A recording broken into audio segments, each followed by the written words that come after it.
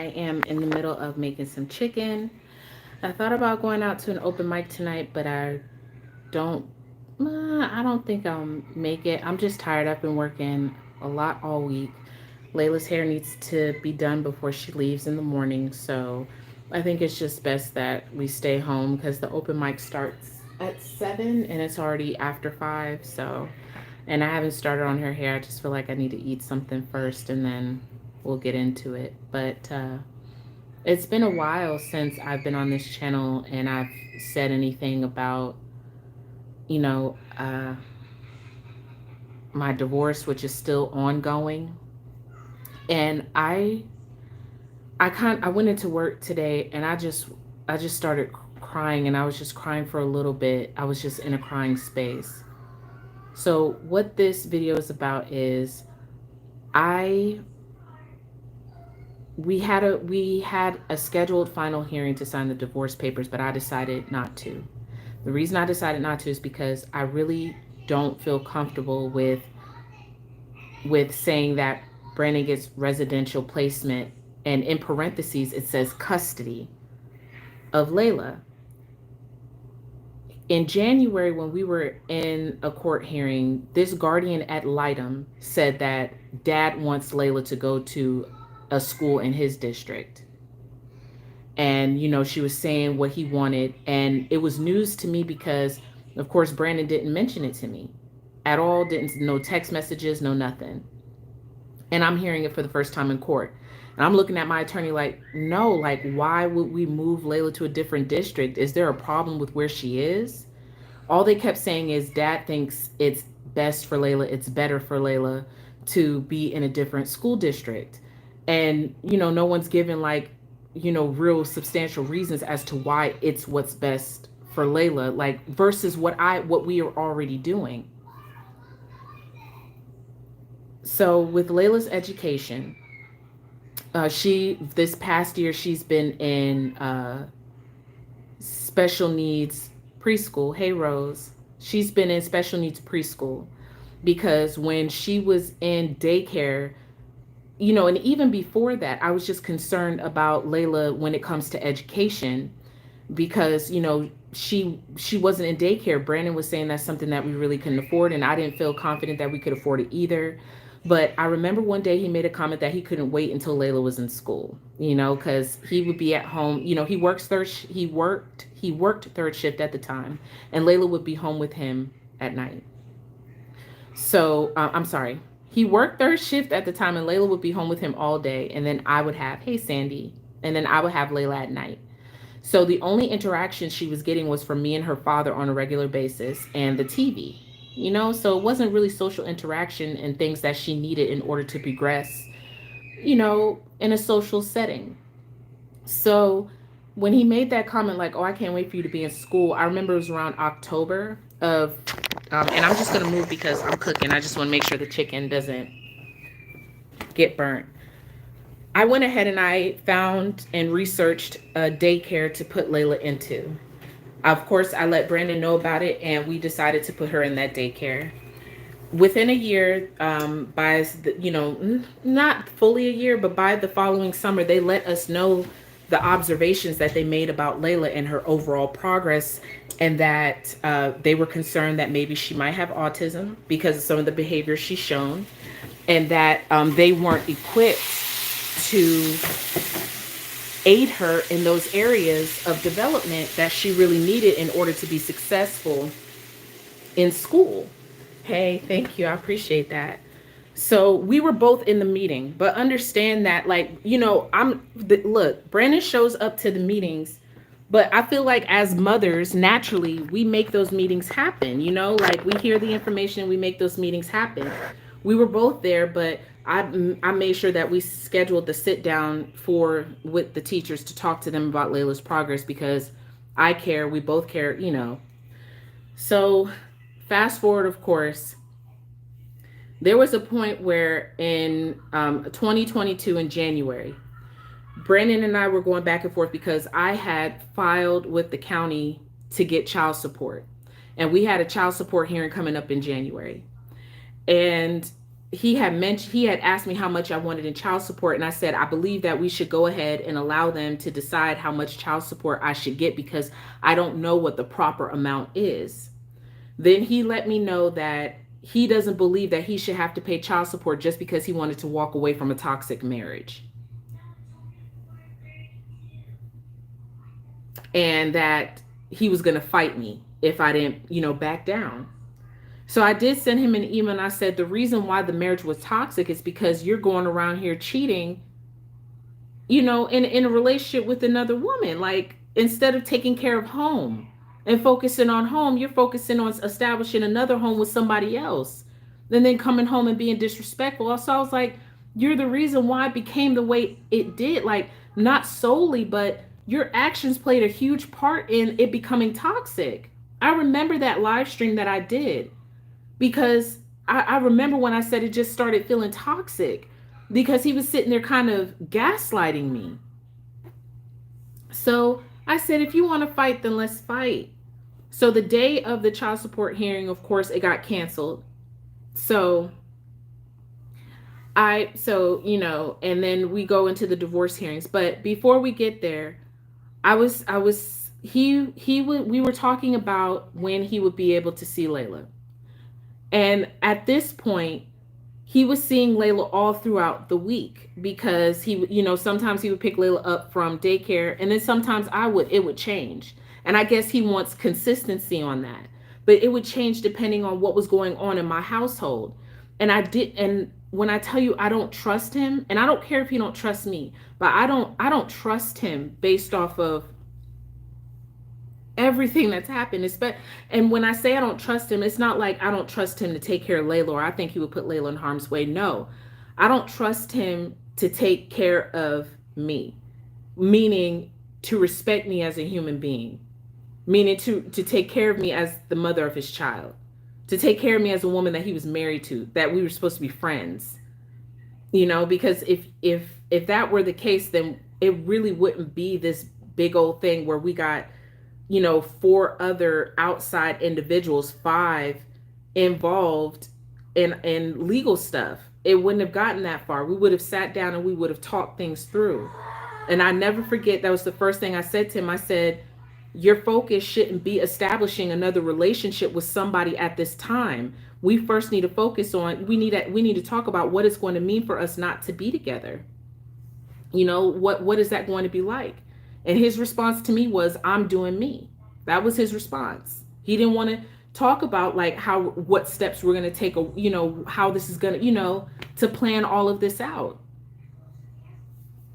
So before the divorce papers were filed, we were going back and forth in emails, and I still have them, about Layla's scheduling. And I was saying that I would rather not have a set schedule because I'm a single parent and, things are going to change. At the time I thought we were both single parents, honestly. But I was like, things are going to change and I'd rather just us communicate those changes to each other.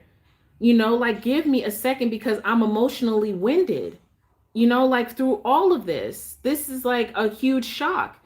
And I still don't think he understands the fact that I've been doing this by myself. I've had support from other people here and there, but literally my household has been maintained, by my strength, thanks to God.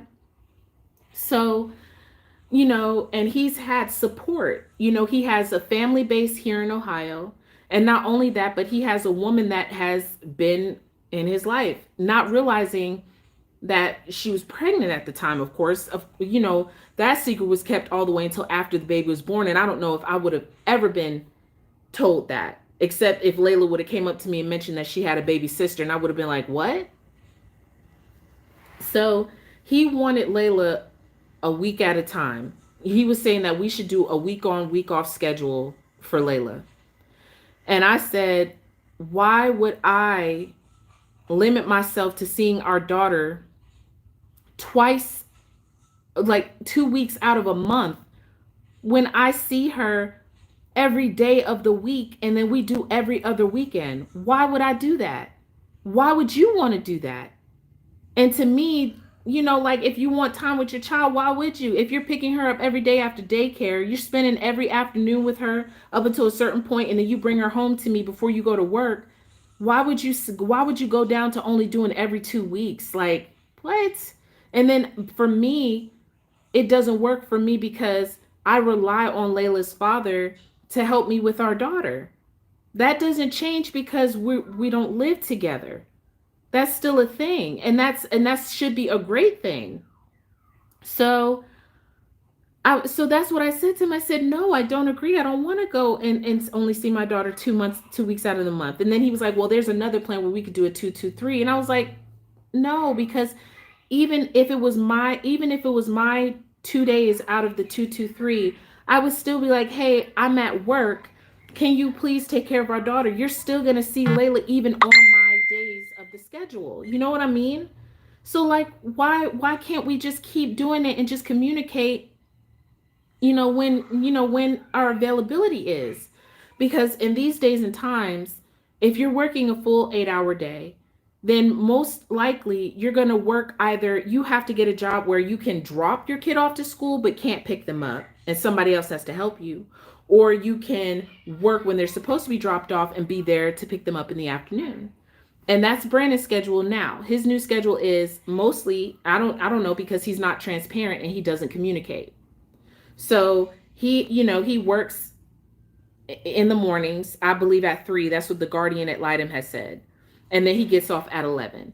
So meaning he wants, he has the third party, and those are his words, the third party take Layla to school for him, and he's able to pick her up every day after school. Me, I don't live with anybody. So I rely on her father to help me with the responsibilities of our child. And I feel like that's how it should be. But because he has this third party, he does not rely on me as Layla's mother. And that's on him. That's not on me. That's his choice. That's always been his choice since the start. Because mind you, again, when he started seeing this woman, he wasn't telling me about it. I had to figure it out on my own. Then, even when Layla began being in this woman's presence, he wasn't transparent and he lied to me when I asked him if he had been around her. And of course, I had to figure that out on my own too. And any decision, I'm sure, about Layla before, whatever he's decided, he's run past her, everything past her. So I was just like, I just rather we communicate what works best, between us, because eventually it's not going to be up to us who Layla is with. She's going to be the one who's going to say, hey, I want to go to my mom's house. Hey, I want to go see my dad. It's going to be up to her. So I just rather that we would want to, do that instead. So when the child support hearing got canceled, I was just concerned because I'm like, it's just a lot of money to afford an attorney. And I'm asking for child support, which means I need help. I need help. And the main thing, I don't know what it is about child support or what his perspective is, but I feel like he don't want to give the money to me because he don't want me to have it. He sees it as him giving it to me. If you all have been on this channel for a while, there was a live stream that I did back in January of last year where I was asking for donations for my GoFundMe to pay for my lawyer. And Brandon came into the chat and said that I was lying about everything, and that I only wanted child support because I was lazy and didn't want to work. So, to him, I don't believe he sees it as, let me help her financially so she can do things for our daughter at her household. I think he's just like, Layla is with me and I do whatever when Layla is with me, and what you do with her is your business. I'm not, that's not for me to help.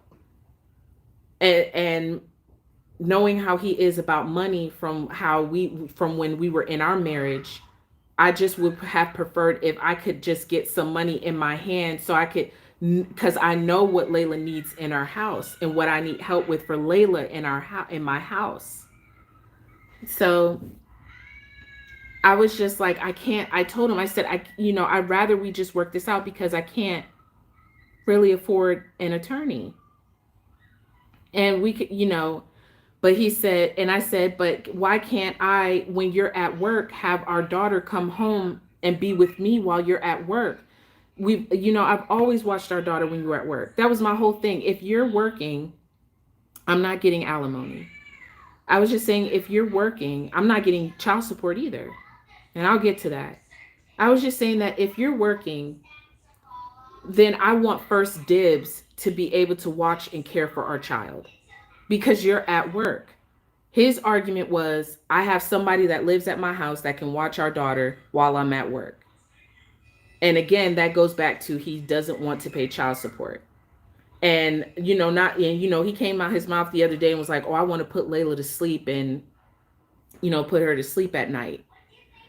And I'm like, "But you have those opportunities when you're not working. You have those opportunities every other weekend. It's not like they were non-existent. I can understand if like I was really that person that was like, you can't see her at all.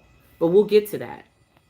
So I was like, you know what? Let's go ahead and try the 223 because I was like, I'd rather go ahead and settle this because I was saying for the longest we could go ahead and do a divorce without lawyers. You can go ahead and do you could do a divorce. I forget what it's called, but you can do a divorce without lawyers. You could file for yourself as long as you all agree on the terms of the divorce.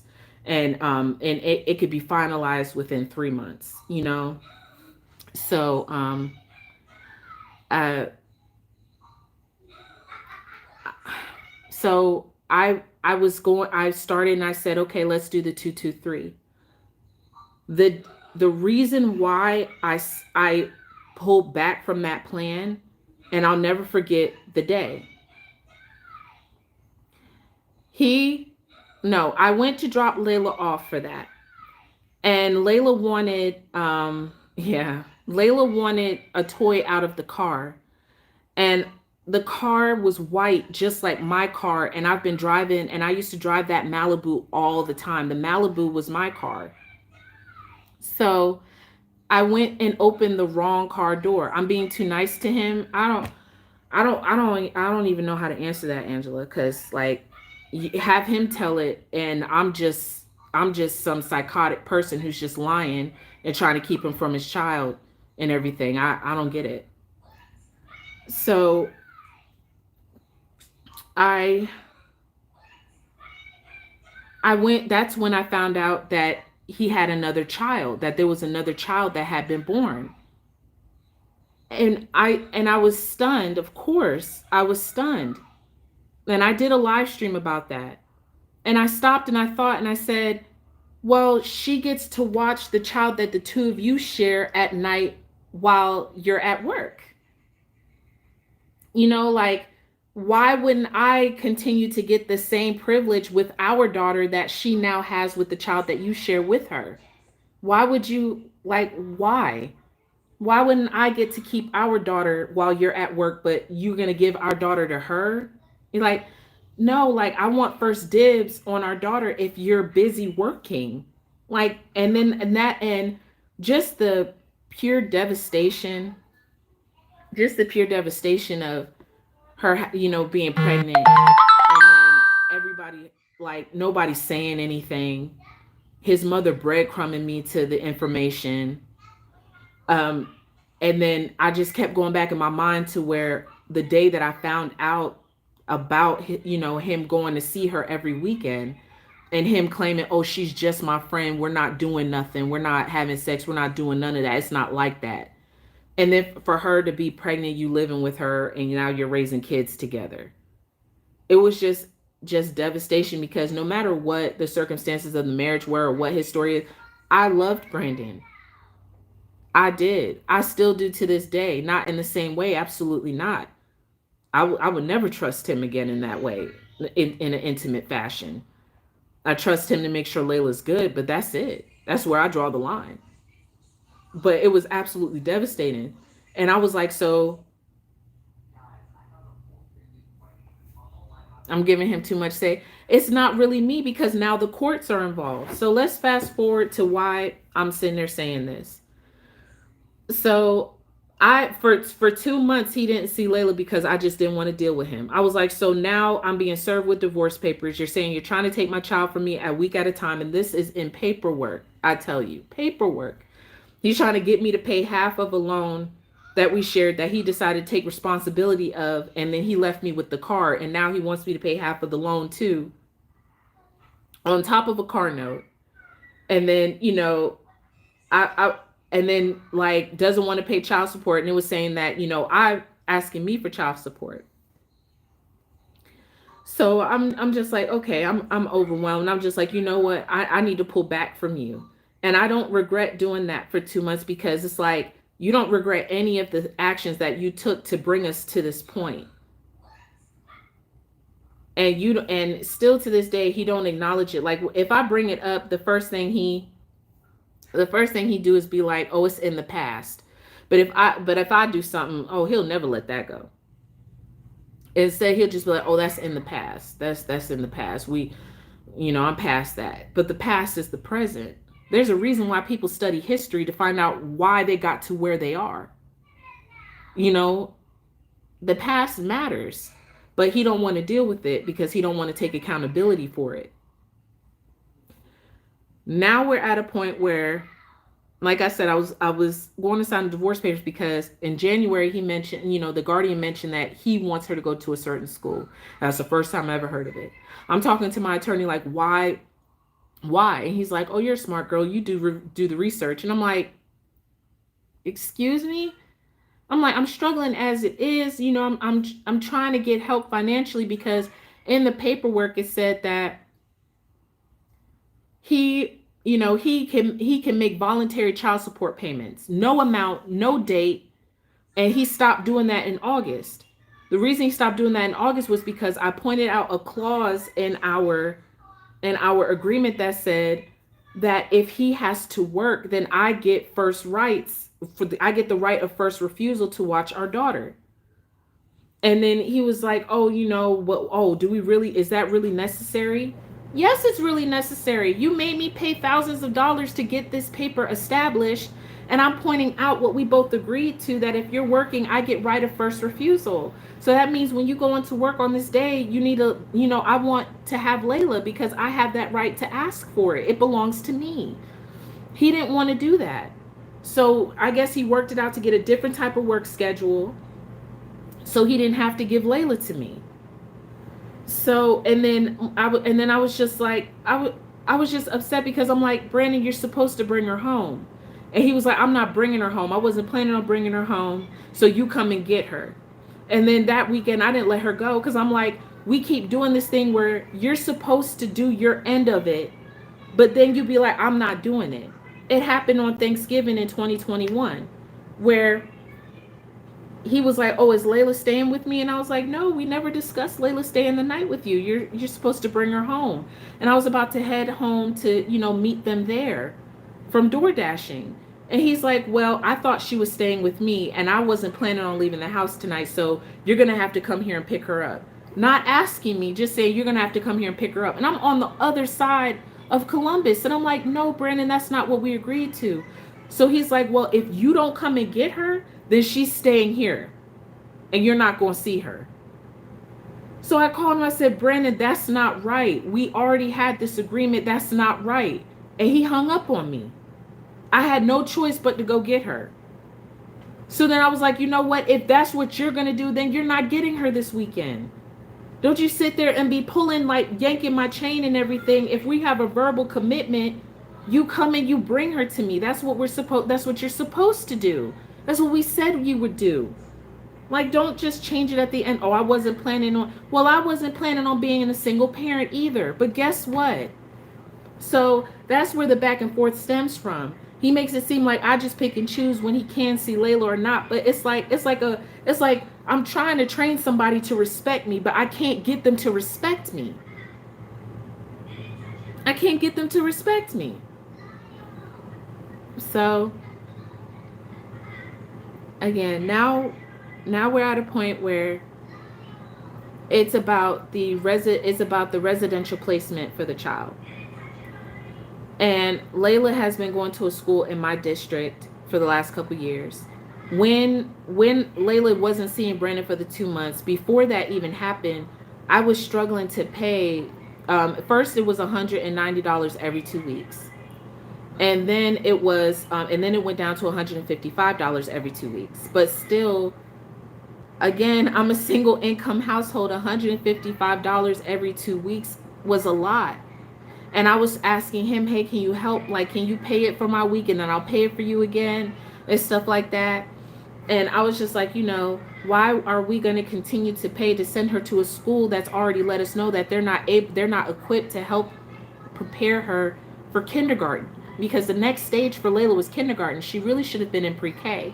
But again, this is my first child, and there's a lot of things that I just didn't know about education and the services available to you. And you have to understand, I was stressing out, and just, y'all saw me, I was losing weight, going crazy over this divorce, that I wasn't able to focus on the things that I should have been focusing on.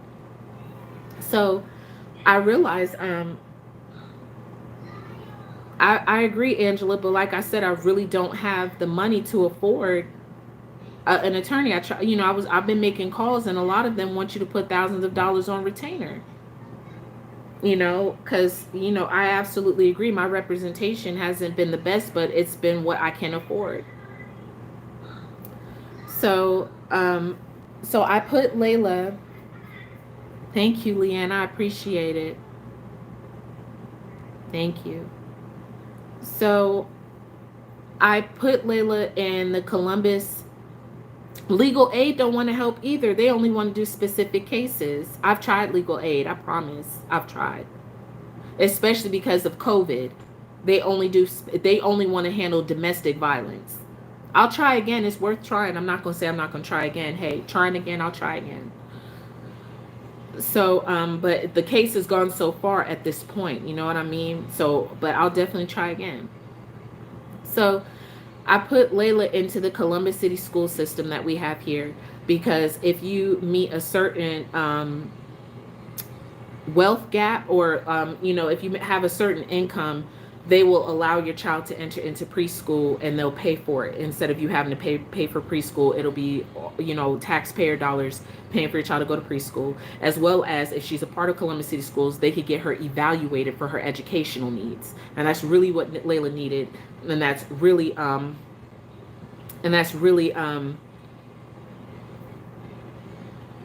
yeah, that's really what the school said, that she had needs that they weren't able to help with. So before she even started there in the preschool system, I scheduled her for an evaluation. So thanks to that, and even her preschool teacher was like, I'm glad you're getting her evaluated, because I was going to talk to you about that and say, I really think you should have her, evaluated, further. So, of course, Brandon knew about it. We both showed up to the evaluations and all the meetings and what they recommended. Brandon wanted her to go straight into kindergarten. So, and I was like, I think that it's best for her to be held back, because later on you could test to be in your proper grade, but I didn't want her to go into kindergarten before she was ready. And the teacher, thankfully to the people who evaluated her, they backed up what I was saying and was like, she should do pre-K again, and we can really put her in a special needs class that'll slow down and focus on the areas in which she needs to improve in. And there were 6 areas of improvement that she needed. They came up with a specific plan. She had an IEP. So and I'm thankful for that. Again, Brandon showed up to the meetings, but what I'm saying is, how was those meetings made possible? I feel as though as mothers, we step in and we do those things for our kids. Not that men can't, but it's really us that help those meetings come about, that schedule them, that does the research, make the phone calls. I did that. And it wasn't to, because I believe his mother even texted me like, oh, put Layla back in the preschool so Brandon can see her. Layla wasn't in the preschool because, one, I could not afford it. I swear. $155 every 2 weeks. I could not afford it. I didn't have the job that I have now. I could, and even it's still, that was a lot of money to come out of pocket. And then also because the school even said that they were not able to accommodate her needs. So what was the point of her going? We needed to get her where she needed to go. So, um, so fast forward to now. Layla has made tremendous progress thanks to the IEP and those efforts of her teachers. Me and Brandon, we both showed up at the parent teacher conferences, and just every time there's a report that comes in, I have every copy of it. And now she's able to transition into a regular kindergarten class where her teachers feel like she'll be able to thrive and be successful in those spaces, and I'm thankful. Because if certain steps weren't taken, this wouldn't be possible. And I was very concerned that Layla would just start kindergarten and just be kind of thrown into the school system and just kind of forgotten, or because really the success of the child depends on the efforts of the parents, because the children really don't know themselves. That's why they have adult the parents to guide them to see those things that the children don't see because they're children. So it worked out very well, and she met a lot of her goals. However, next year they are going to have to they're going to continue to give her speech therapy for her, because there's certain milestones that she has to reach, and they went over all of those results with me and Brandon about what she needs for next year. So so the thing is that we both live in two different school districts. He lives in one that's called Madison Groveport, and I live in Columbus. And he has an elementary school that's 5 minutes from his house, from what I Googled. And the third party that he lives with, again, he called her third party when talking to me. We're going to get to that. And she has a child, of course, and that child goes to the school that's 5 minutes away. Layla's school last year was, I believe, at least 20 minutes from their house without traffic. And it was called Broadley Elementary School. She had to go to that school because the school that we are zoned for, which is situated in the middle of where we live, that school is 12 minutes from his house and 10 minutes from mine. But they were full for the special needs program. So they sent her to Broadley, which was the next available school that could accommodate her needs. So going forward, if she's to stay in Columbus City Schools, it's going to automatically transition her into Old Orchard Elementary. I wanted her and still want her to go to Old Orchard Elementary because, considering the circumstances that Layla has two households and two parents that actively participate in Layla's comings and goings to school, I believe that it's best for the school to be situated in the middle, especially because it hasn't, missed my attention that they had to drive 20 minutes to school whenever she go to school. You know what I'm saying? So make it, as fair for both parents as possible. But like I said, he announced that he wants her to go to that school. I have legal aid. That's what's up, Vanessa. And it's going to work out for Layla. Layla has improved tremendously.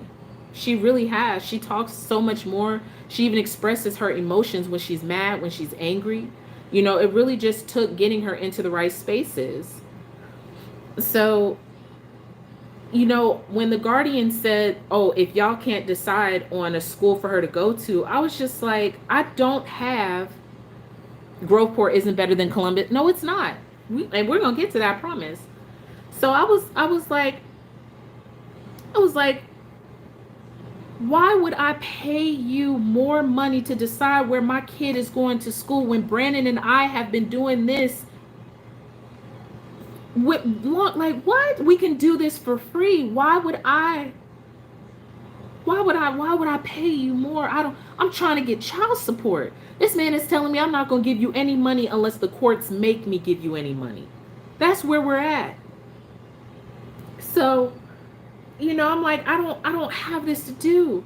And then if y'all remember, I was pregnant at the time, and just kind of just worn out emotionally over this, constantly being like nervous every time a hearing comes up, because I'm like, what, is this going to be the day, or what's going to happen? Like, it's kind of stressful being in this process. And to me, it's been some bullshit, because it's just been painted out like I'm just trying to keep him from being a dad. And it's like, no, I'm not. I'm just trying to make sure that I protect myself, because you have already decided that you don't give a damn about me. You're not here to to look after me as Layla's mom, as your wife, as a friend, or somebody who was in your life for 6 years. You've already let me know you see me as somebody that brought nothing into your life and has no value. So I have to look, so yes, I have to think about Layla and I have to think about myself. So I decided that, I was thinking more about it and I was like, I really would like for her to stay in the school district. So let me just ask, because these divorce papers, and it's really crazy the effort that they make you go through in order to get divorced. They want a plan. They want a plan on, parenting time. They want to plan on assets. They want to plan on holidays. On everything. If they made people put as much effort into marriage as they do divorce, there would probably be either the divorce rate would go down if you had to come up with a fundamental plan, or not, because there are prenuptial agreements. But I feel like prenuptial agreements should be marriage agreements, period. That you all need. Okay, before you get married, what are you going to do in the event of such and such and such? What about in this and that and the other? What about blah blah blah blah blah? Because the fact that they want to do a fine tooth comb in divorces, but it's just wild. So, and then they act like, and then the guardian ad litem told me that they go off of things as though how it is now is how it's always going to be. And I think that, I, yeah, and I think that's crazy because we have a temporary order right now that was established in March of last year. None of it applies to today, pretty much. You know what I mean? None of it applies to today. So much has changed in the year since then, but yet you guys are trying to determine Layla's future based off of what's happening now. So I just didn't feel good about it. And then also there's a portion in the divorce papers that say the amount of child support is unjust. I don't think him paying child support is unjust. I don't think him helping me financially is unjust. I need the help for our child. And certain things I like around the house. It'd be different if we had that kind of relationship and I could be like, Brandon, can you help me buy a new bed for Layla for her room? Can you help me? And then just knowing who he is, I highly doubt that he's gonna buy a bed for my house over his. So like I don't. Why should I trust him to just be like, hey, can you help? Because he's gonna put what he has now over me and what I got, me and our daughter on this end. That's how he sees it. Let's be real. He's not trying to help me in any way. I already established that. And it's not just because of his new relationship. That's just the way it's been for many years. At first, of course, in the beginning of relationships, it's good. But over the years, it just became apparent that he was pulling away and he just didn't want to support me in any fashion. And especially not just financially, but emotionally, and then the verbal and mental abuse that would happen as well. So I was like, you know what? I don't have to sign these papers. I was nervous. I was like, I really want to see if we could just keep the school in the middle to make it balanced. Because, I was thinking, I was like, when I get off of work, and I like picking Layla up after school. I don't work every morning. My schedule, it does change from week to week, but it's a great job and I love my job. And when I work, and if I work it long enough, then I can have the seniority to be like, this is the type of schedule I want and this is the type of schedule I need. But right now I have to pay my dues.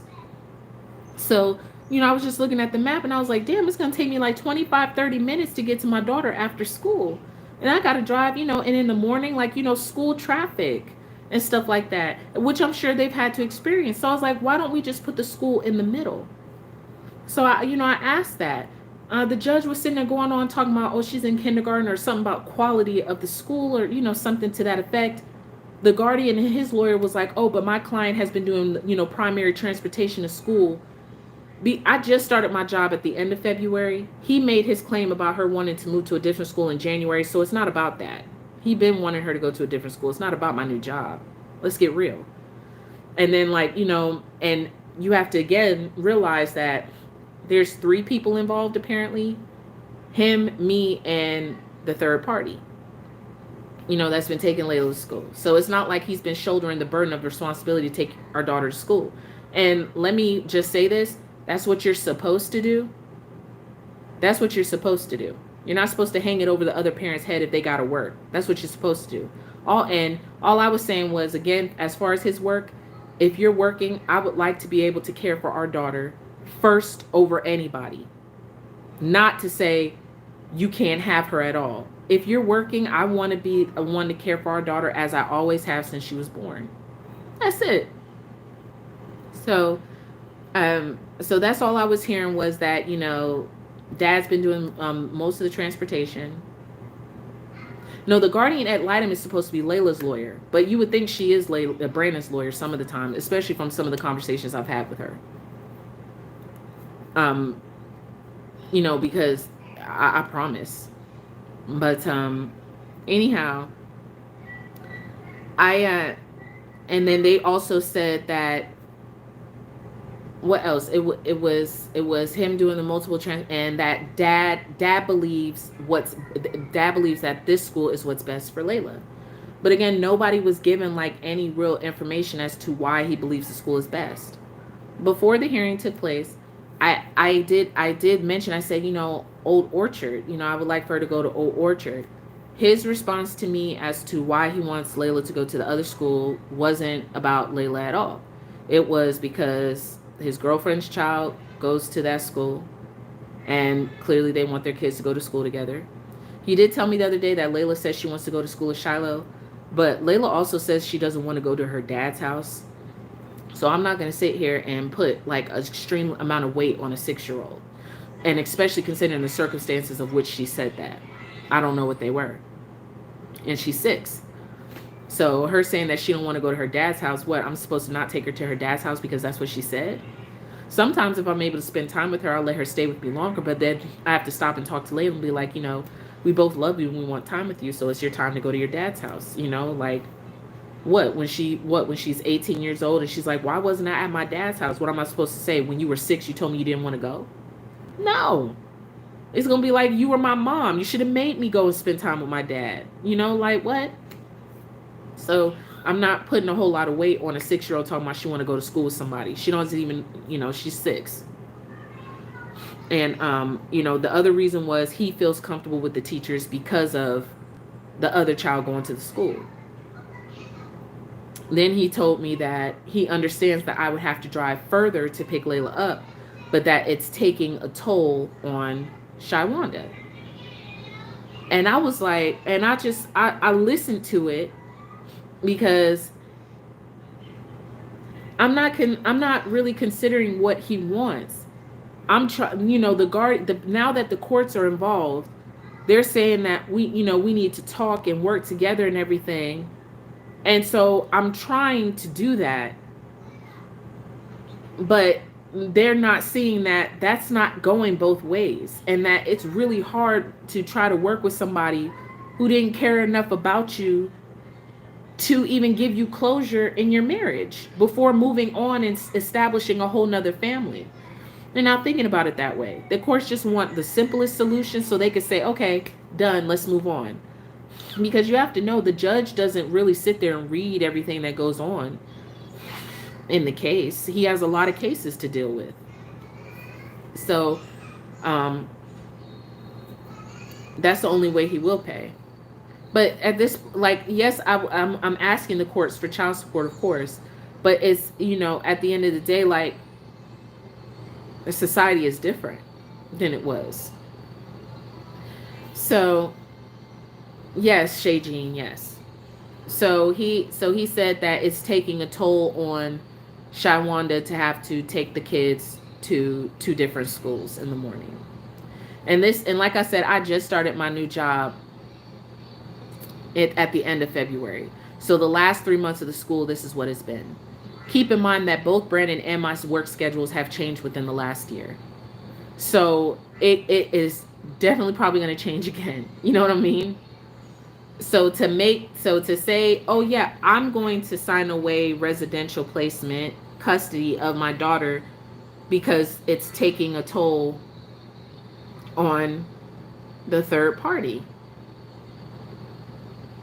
So I talked to the guardian, and the guardian, she was like, "You two seem like really reasonable people." And the only reason why it seems reasonable is because a lot, I don't think she really understands. I don't think she really understands. She just has conversations with us, but she doesn't understand the dynamic. Yes, Sandy, thank you. So, me, I started my new job and I have to be there early in the morning. Now, I could get up early and take Layla over to Brandon's house, but for one thing, if Brandon's at work, I do not want to deal with Shawanda in any way. I don't when it comes to Layla, I understand that that's in his life right now. I don't know how long that'll be, but when it comes to our daughter, considering the altercation that took place, I don't want to have to deal with her when it comes to our daughter in any way. Because I took my accountability for it. But what he is saying the right things. Oh yeah, he's saying the right things to the guardian, like, pulling on her heartstrings and all that. Probably. So I need to speak up, and I have been, and I'm going to continue to, because I need to, until this whole thing is done. So let me get back to what I was saying. She says that she told me that she believes that if I call and explain why I would want Layla to go to Old Orchard, that Brandon would, be, reasonable and everything. So to me, I'm thinking in my head, ma'am, do you even understand why we're going through the divorce process? If it mattered to him what I thought about Layla's schooling, then he would have reached out to me before he talked to a whole lot of people and I had to just hear about it in court. If he cared. If he cared about a lot of things, certain stuff would not be going on right now. When it comes to me and what I have to say, at least about Layla. We're not even talking about the marriage. We're talking about, me and him when it comes to our daughter. Because he already showed that he don't give a damn about, what my thoughts and feelings are when it comes to our child, when he didn't even tell me that he was bringing our child around the third party. He didn't even allow me to meet the third party either.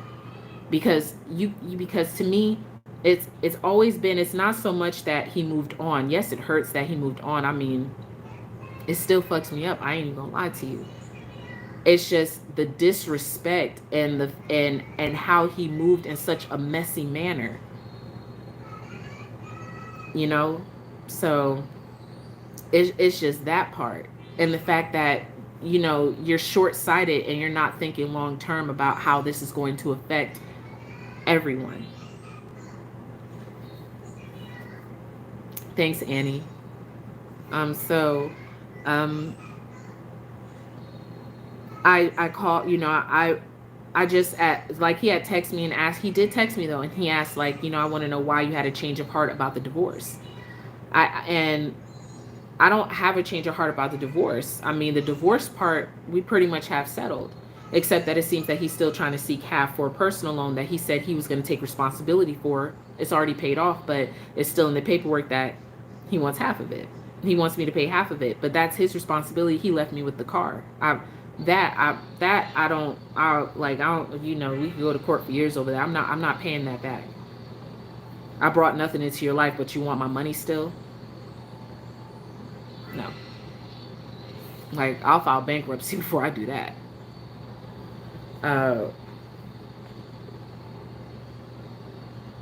Anyhow, so I called him and I told him what my reasons were. I said, you said that you want Layla and the other girl to go to the same school. And I'm like, but kids, they share the same household and they don't always go to school together.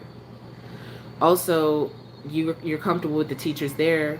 We can both get comfortable with the teachers at Old Orchard. And as far as Shawanda goes, like, I'm not about, I don't know how I said it, because I'm trying to be diplomatic, because again, this is a person that doesn't care about how I feel, that there is a third party involved in us raising our daughter.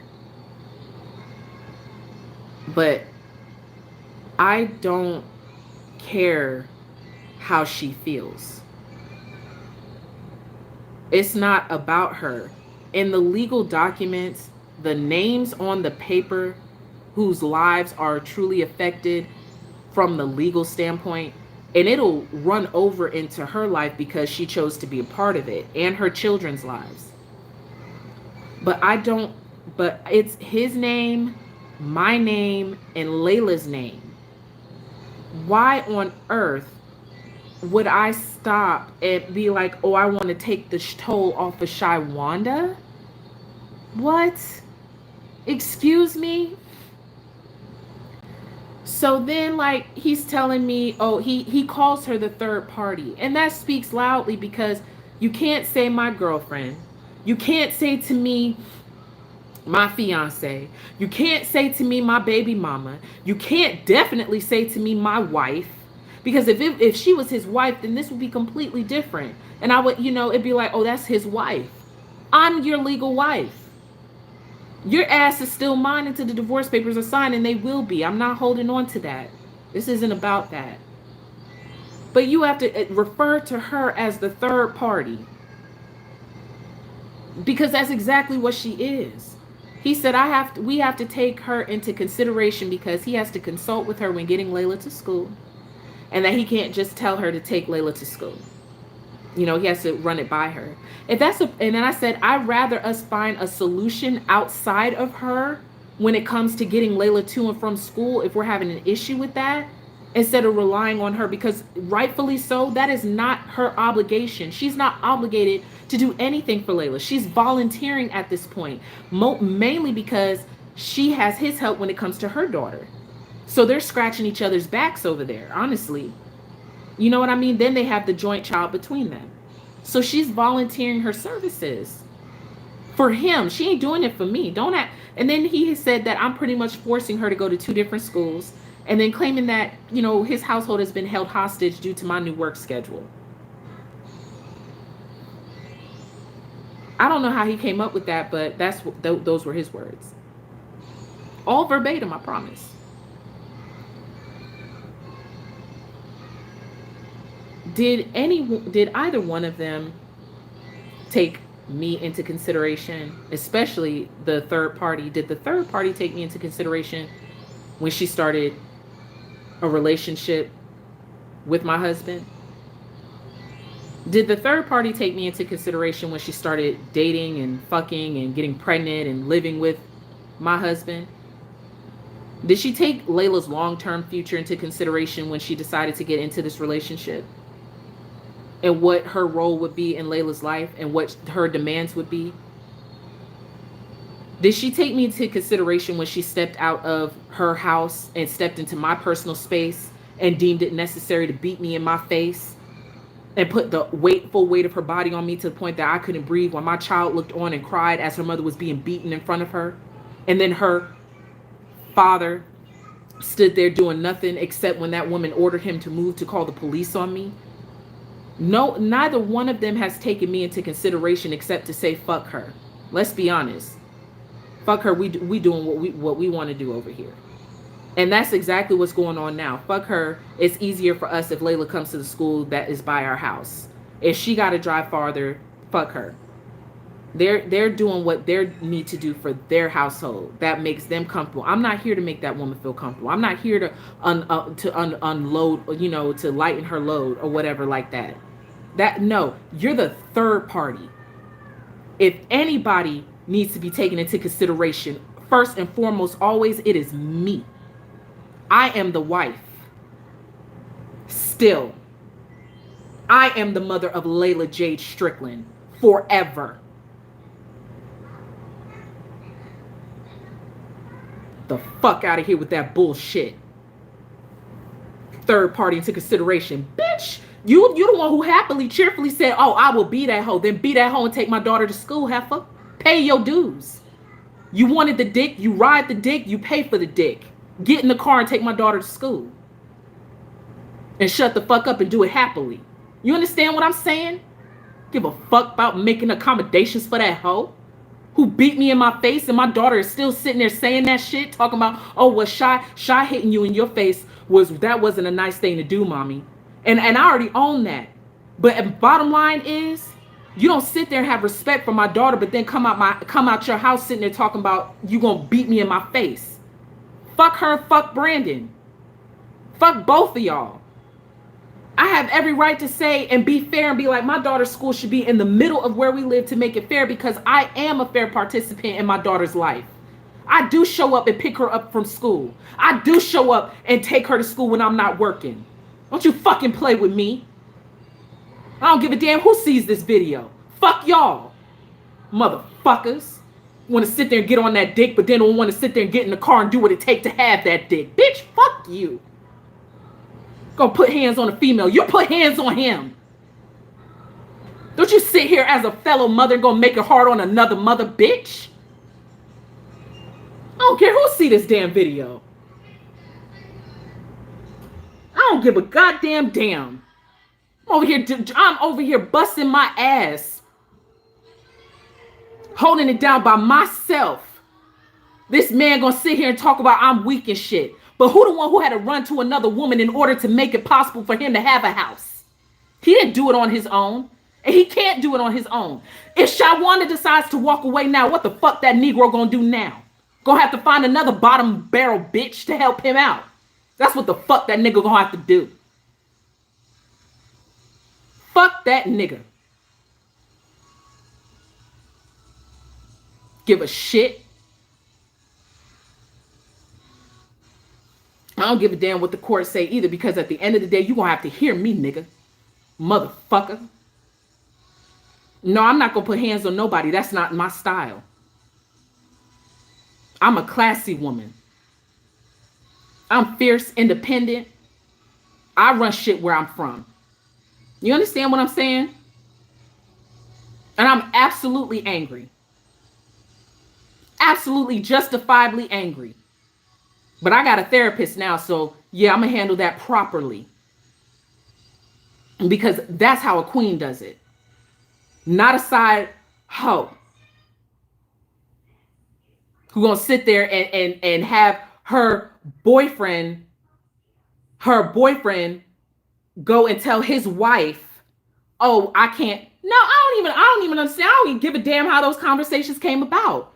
You do what you got to do to appease that hoe over there to get to do what you need to do. If you got to suck on her titties extra hard, then you do that. If you got to suck on that pussy or whatever you got to do to get her off or whatever, so she'll get in the car and cheerfully drive our daughter to school, then you do that. If you got to give more money out your paycheck to her instead of a independent entity, then you do that. You do whatever you got to do in order to make sure that that hoe is kept happy, okay, on your end of life. But let's move on. Because let me tell you, I don't give a fuck how she feel. I'm not here to accommodate her. She did not give a damn about accommodating me when she was busy fucking my husband and gotten herself into a position that she's at now. Ain't got nothing to do with me. Ain't got nothing to do with our daughter either. Let's get back to the logistics of it, shall we? I've learned how to research the schools. And I'm glad and grateful for the opportunity, because now I have a better idea of the education that Layla stands to gain from the school districts. Both schools that we're talking about sending her to are poor schools. Again, if his school was better than mine, then I would be the first person to say, let Layla go. But both schools are trash. They are trash. So I've really been looking into it. Hey, baby. I've really been looking into it. Yeah, baby. There's some cookies on the mommy's room. She's been into those cookies. So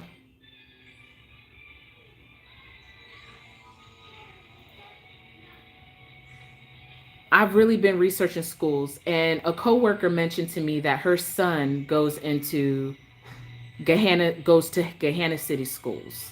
And she said, I would recommend Gahanna City schools all day. Gahanna City schools, Gahanna City schools. Fortunately for me, I live literally like Gehenna is right over. Honey, if I cross the bridge from where I live and I find an apartment back there on Taylor Road, I'm in Gehenna City School District. So I really gave it some serious thought and I looked up the stats for Gehenna City schools. And I mean, compared to what we're both working with as far as schooling, it's impeccable, absolutely astounding. So my overall goal is to, I've already re-signed my lease for this year, but next year I would like to go ahead and make the move into the district, but not to the point where it would be out the way for Brandon to commute, at least to my house. So I really want to get her into Gehanna City schools because I mean, she absolutely she deserves the best of educational value that we can work with. I told Brandon this because he said unless I come up with a solution other, to make sure Layla gets to and from school when I have her, then he's not backing off. So I told him like overall, I do intend on making, if we're going to get to the education part instead of the transfer, because it should be about what's best for Layla's educational needs. But we're focused on the transportation. And again, it's not about that. It's about what makes them comfortable. And it's about him not paying child support. That's what this is about. But I said, if we're going to talk about the educational parts of it, I don't know what you're going to do, if you're going to stay at that house or if you'll move into a better school district. But for me, I'm planning on moving into Gehanna City's, Gehanna School District next year. At least so Layla has the option, whether the courts decide with me or not. Layla should have that option to a better education. I will fight for it, as I always have. I put my foot to the ground to make sure. Bye, Sandy. Thank you for being here. Go to Dublin. Ultimately, I want to buy a house in Dublin. I would love to move to Dublin, but Dublin is more expensive and there's not a lot of rentals in Dublin. Dublin, you have to own a house. And absolutely, I want to own a house. If I could move to Dublin, I would love. Dublin is where I want to move to in Ohio. That or Yellow Springs, Ohio. Honestly. And I believe you're right, Rose. Absolutely. He knows me. Brandon knows me after all these years. He ain't a fool. The motherfucker knows me better than anybody, even just as well as my sister. He's watched me and studied me. He knows me. So I came up with a contingency, with a plan and with a solution and a plan B. Columbia City Schools has a latchkey program. Layla's on the wait list now. She's number 6 on the wait list, and I firmly believe something's going to open up for that. It's for working parents who have to drop their kids off early or may have to pick them up a little later. Like I said, I'm typically able to pick up Layla after school. It was just, before work, I was thinking that it was best for her to go to her dad's house. But considering that it's taking a toll on the third party, I'd rather have a solution that doesn't involve her. Because we're still not talking about the fact that even when he has her and it's like respectfully his day to have her, she would still have to take Layla to school. So this isn't going to be squashed with me coming up with a solution, because it wasn't about my work. It wasn't about the job that I did. This came up before I started my new job. That's not the problem. That's not what's happening here. And then also, there's a woman in my church whose daughter goes to Old Orchard Elementary School, and she drives her daughter to school. And we're discussing and planning carpooling with our children. So I have a third party, not somebody, and because let me tell you something, I'm not about to get a man in my house or live with somebody just to accommodate this. That's not fair. Why I got to go out and get somebody to stay in my house and be like, oh, I know this person is gonna, or no. So I have a person in my church, and she's I have 2 women in my church whose children are in elementary school. One goes to Old Orchard. And then the other one, she lives off of the road of McNaughton, and she's able to take Layla to school for me. So I have help and I have support. I told Brandon this.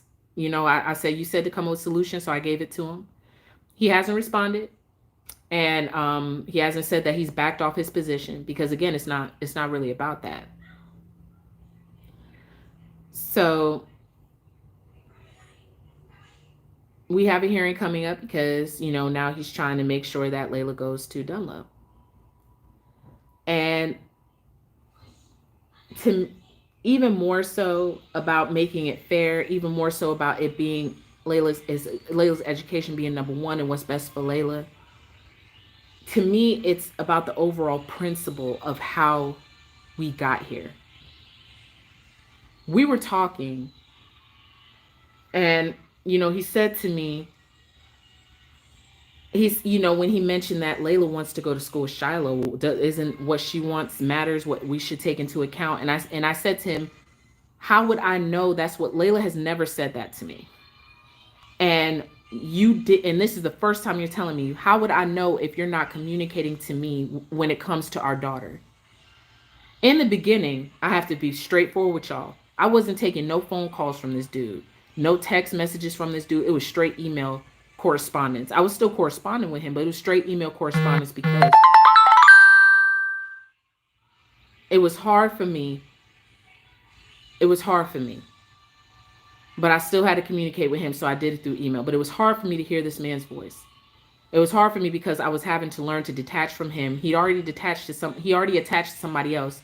So for me, I'm having to go from, I talked to this man about my whole life every day, even if we were on the phone and we didn't have anything to talk about. But I talked to this man about my whole life, and he was my person, my husband, everything. So yeah, documentation. So I'm working, on making sure I can present to the court that I have stable people that can get Layla to and from school. I'm really not sure how this is going to go. All I've been doing is just praying. Just praying. Everyone in my church has been praying. My sister's been praying. Because overall, I know I'm upset about this, but I do see the big picture that Layla is a part of my life. I get to see my daughter. And that has been the fear of mine from the jump. Because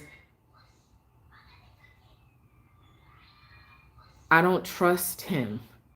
He's already shown that he don't give a fuck about me. So fuck him. He's Layla's dad, but I didn't walk away. I didn't leave the state and take our daughter. That's never really been what I wanted. I wanted us to be able to find a way to be a family, because all this outside shit and interference is not what I wanted. I used to tell him all the time, I'm just really glad that it's just me, you, and our daughter, and we don't have to deal with baby mamas or baby daddies and outside stuff, that it's just us. And we can move according. Like, it felt so great that it was just us.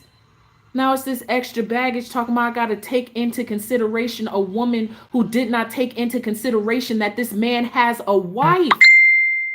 This man has a wife still. I'm not going to be that for long. Trust and believe. I don't want him. You got him. You won. Ooh, so did I. I don't have him anymore. I don't have that because, it's not her. Yeah, she got into it, but it's not her. Because before her, there was another woman, that married chick. And before her, I don't think the judge will see any of that. He don't spend enough time on these cases. But, and they don't care about the extra stuff in the background. They don't. They just want the logistics. So, it's, and probably before the married woman, it was probably some other woman he was texting to see if they would help him out of his relationship with me. Because bottom line is, he wanted to get out. He was just looking for somebody to help him get out. Because at any time he could have walked away and did it by himself. But again, he had to latch on to another woman to help him do it. And I don't care what you say, he's stuck in that situation. If Brandon wanted to leave Saiwanda, oh my goodness, the hell he would have to deal with. The hell he would have to do with. Because just like I had my little fairy tale moment where it was just like really good and we were married and it was peaceful and we had our baby and it just seemed so good. And just how my shit unfolded, honey, I am well aware that that time will come for him and the third party where it is just a burning bed. And he gonna have to burn up in that bed of his that he done made with her. It's going to be hell. And that's hell that I don't have to deal with. Because you reap what you sow. What goes around comes around. And that's just not from the Bible. It's just life. And he probably getting it now in ways that I don't even understand. And I don't need to know about. It's not for me to know.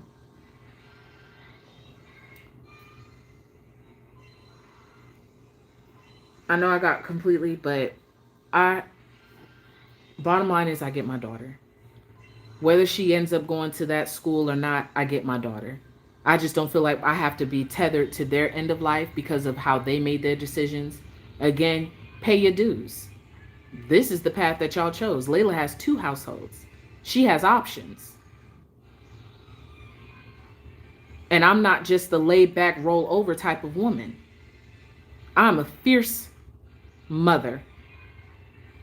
I'm a wonderful wife. When I wrote Access Denied, that poem that I have on my YouTube channel, that just wasn't about talking about the person that I was supposed to have a child with. That was just letting Brandon know, oh, I understand now.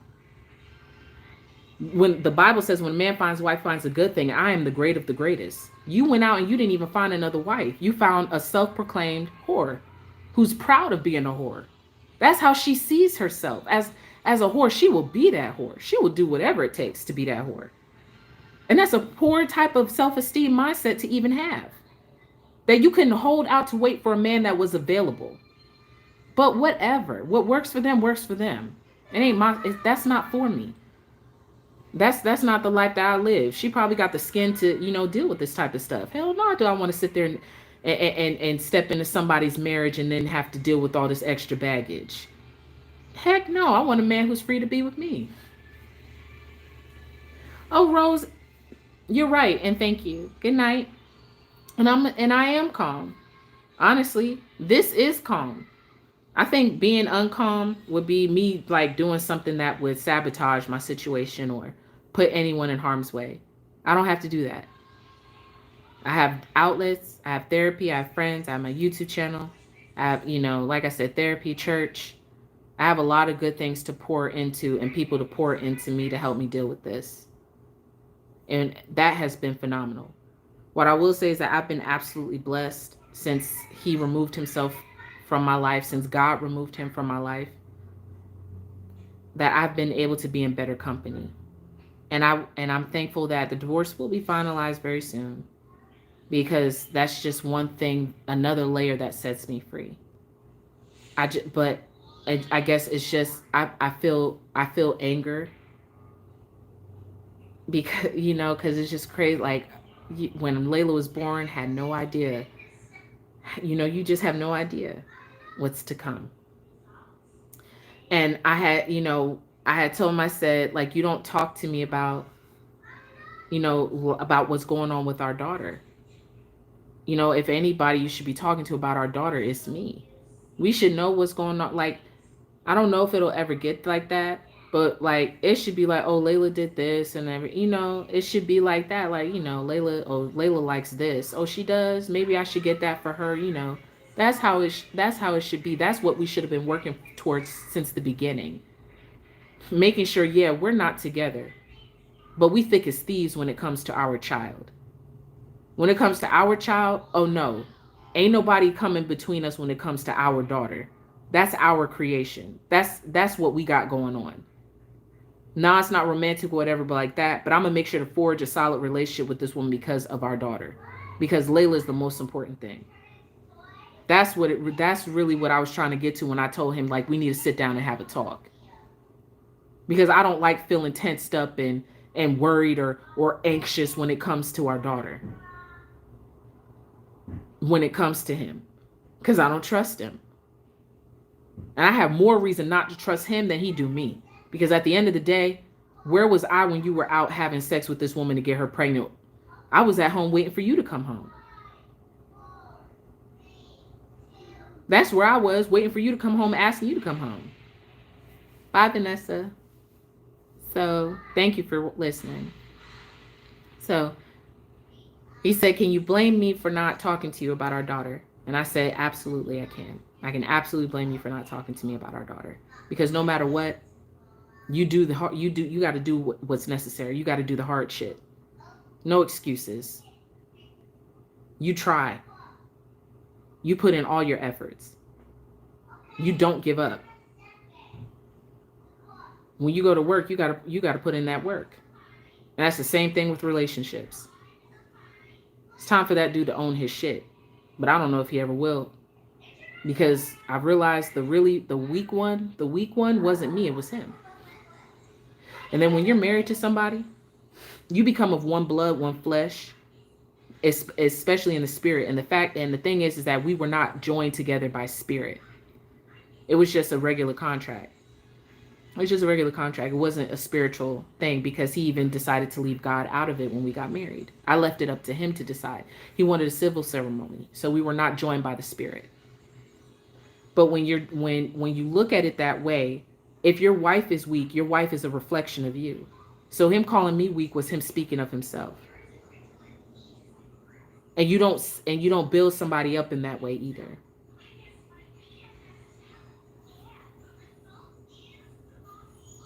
So at the end of the day, I just want to get that off my chest because,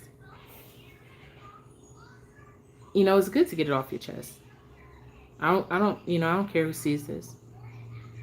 I don't care what you got to say about it. It doesn't negate anything I've ever said. I absolutely, I wrote that letter to her, and, to me, I've been trying. To me, honestly, I have been trying. Because I love my daughter, and also I love myself, and I'm not trying to be destroyed over this. And what I have learned is that this too shall pass. 2 years ago, I was so under the freaking floor. I was so under the floor. And, Brandon had mentioned like, oh, we're doing this to help you out because of your job. And I keep thinking like, help me out? You think this is helping me out? And if the circumstances were different, then I could say, yeah. And I would be like, thank y'all for helping me out. And it's not to say I'm not thankful. It's not to say, thanks, Rose. It's not to say I'm not thankful. It's just to be like, no, let's meet in the middle. But like I say, however it goes, I will be Layla's mother. He will be Layla's father. And at some point it's gonna unravel, it's gonna come to its expected end, whatever that is. But going through this entire process, I even said to him, to me has been some bullshit. He said that he had to go to court and fight to have time with Layla. And I'm like, no, you didn't. You chose to fight because you didn't want to pay child support. You chose to fight because you didn't agree to what I said about parenting time and just being able to communicate and say, hey, I work on this day, or just to have that freedom. And to me, I was very scared of losing my daughter. Because if this man just up and walked away from me, he can up and take my daughter away from me too. He don't care about me. And then when I was talking to him about like, yes, I can blame you for not communicating about our daughter. And I said to him, if you weren't able to do that, or you couldn't do that, then you shouldn't have had her with me. And he scoffed at me because I remember what he said to me. I love Layla, but I just wish I wouldn't have had her with a woman.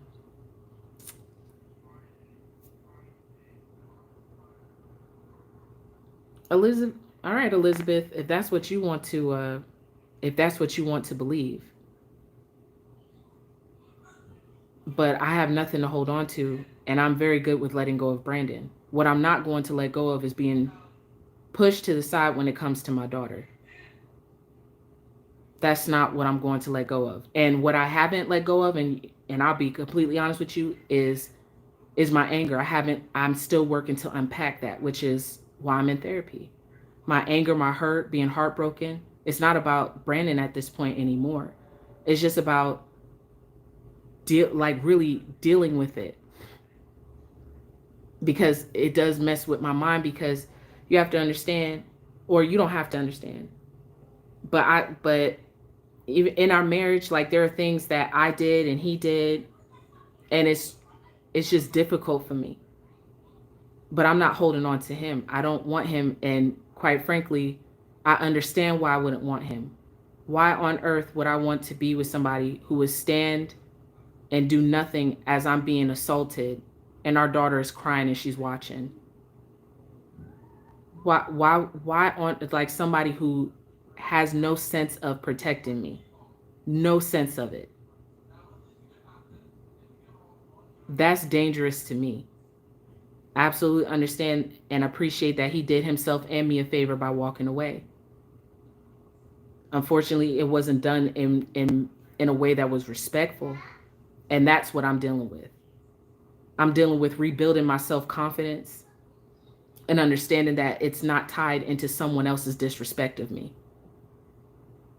And I'm also in therapy because I want to learn how to be present and enjoy what's happening in my life instead of thinking of what could have been and how I could have made it different. I want to be present and enjoy all of the wonderful things that I'm doing because I've come a long way. And I've said this, I'm in therapy because I am my longest relationship.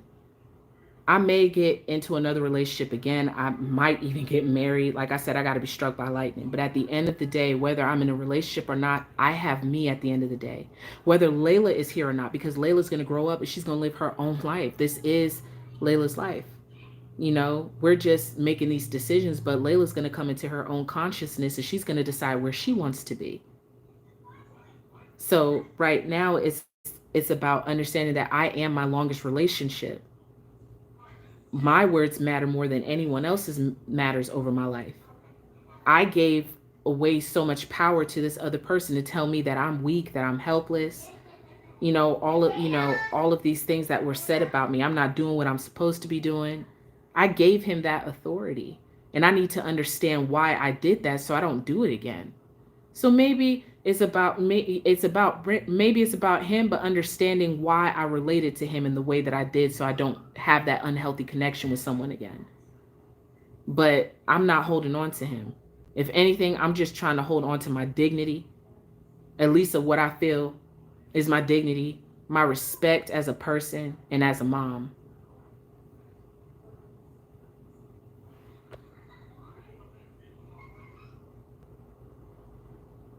Elizabeth, I appreciate that. I do. I watched you quite some time. Knowing how he is should make it easy. Once you give it to God, he's got you. Thank you, Elizabeth, for reminding me of that, because everyone keeps telling me to give it to God. So I'm going to let this out. I'm going to leave it up. Unafraid. Let it out. Let go and let God. But, yeah, I have anger and I'm upset and I'm heartbroken. And I pray, and in time it'll go away, because I have to admit, when this all started, but look at where God has brought me to. And in 2 years, I can only imagine how much easier it's going to be. And